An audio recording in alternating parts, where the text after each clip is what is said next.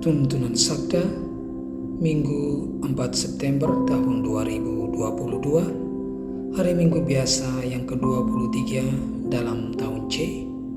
Injil Lukas bab 14 ayat 25 sampai 33. Ayat emas ayat 33. Demikian pulalah tiap-tiap orang di antara kamu yang tidak melepaskan dirinya dari segala miliknya tidak dapat menjadi muridku.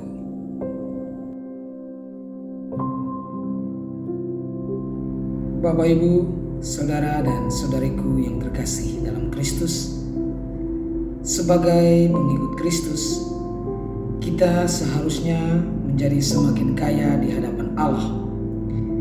Kita hendaknya memandang segala yang ada di dalam diri kita bukan sebagai hak milik kita, melainkan sebagai anugerah yang harus kita bagikan.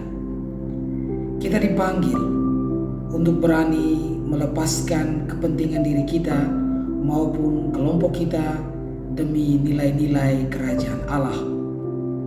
Bacaan Injil pada hari Minggu biasa yang ke-23 dalam tahun C ini mengajarkan kita bagaimana menjadi kaya di hadapan Allah.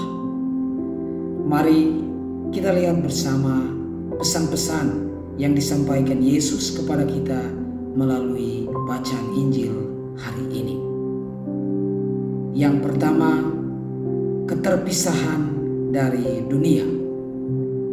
Sebelumnya, dalam Injil Lukas, Yesus memanggil murid-murid pertama di Danau Galilea. Setelah mereka menangkap ikan secara ajaib, ketika mereka membawa perahu mereka ke pantai, mereka meninggalkan segalanya dan mengikuti Dia. Dalam perikop ini, Yesus memanggil orang banyak yang mengikuti Dia di dalam perjalanannya untuk menjadi murid-muridnya dengan mengundang mereka untuk meninggalkan semua yang mereka miliki. Di sini kita bisa melihat bahwa Yesus ingin agar kita mengikuti Dia dengan segenap hati kita. Hal ini merupakan bagian dari perintah terbesar, yaitu kasihilah Tuhan Allahmu dengan segenap hatimu dan dengan segenap jiwamu dan dengan segenap kekuatanmu dan dengan segenap akal budimu, dan kasihilah sesamamu seperti dirimu sendiri.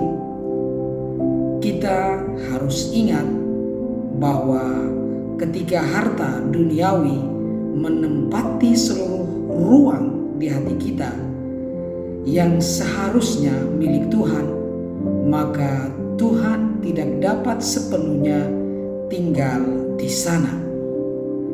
Ketika kita memisahkan atau melepaskan diri dari hal-hal duniawi, maka kita bisa mengikuti proses atau tata cara Tuhan menuntun diri dan hidup kita. Dengan memisahkan diri dari harta duniawi, maka kita membiarkan Tuhan bekerja di dalam hati kita dan kita bisa sungguh-sungguh hidup sebagai murid-muridnya yang sejati. Dengan demikian, kita bisa menjadi kaya di hadapannya. Yang kedua, penyangkalan diri. Kita hendaknya membaca kembali kata-kata penting ini. Barang siapa tidak memanggul salibnya dan mengikuti aku, ia tidak dapat menjadi muridku. Ketika kita mempraktekkan penyangkalan diri, itu artinya kita menyangkal diri kita dari hal-hal duniawi dan berpaling dari hal-hal yang dapat mengisi ego kita dengan kesombongan.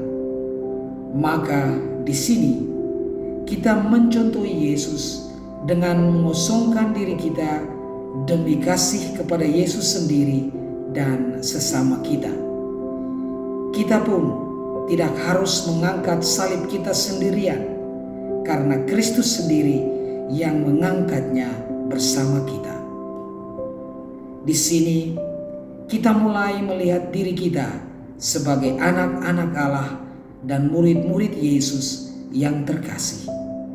Semoga kita bisa menyangkal diri dan melepaskan kemuliaan kita sehingga kita bisa berbagi dalam kemuliaan sejati Yesus Kristus.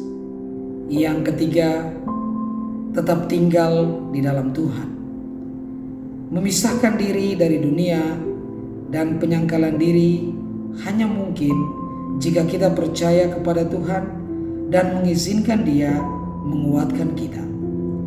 Kita harus melekat erat pada Yesus agar kita memiliki ketabahan dan kesederhanaan untuk hidup sebagai murid-muridnya. Yesus mengajarkan para murid, "Tinggallah di dalam Aku seperti Aku tinggal di dalam kamu." Sama seperti ranting tidak dapat berbuah dengan sendirinya jika ia tidak tinggal pada pokok anggur, demikian juga kamu tidak dapat berbuah jika kamu tidak tinggal di dalam Aku.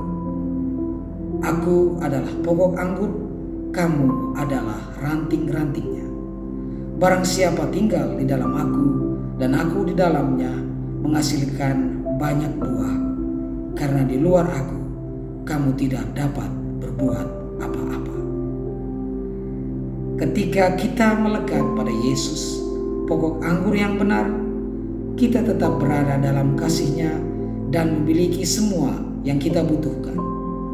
Kita belajar untuk semakin sedikit membutuhkan hal-hal duniawi. Kita juga belajar mengandalkan Yesus untuk memperoleh semua yang kita butuhkan. Ketika kita melekat pada Yesus, maka kita memiliki kerendahan hati yang sejati dan kita bisa memikul salib kita melalui kekuatannya, melalui kekuatan Yesus.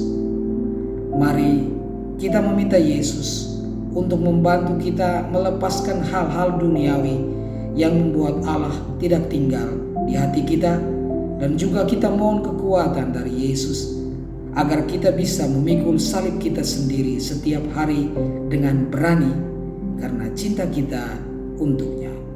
Shalom, salam damai sejahtera bagi kita semua, dan Tuhan memberkati.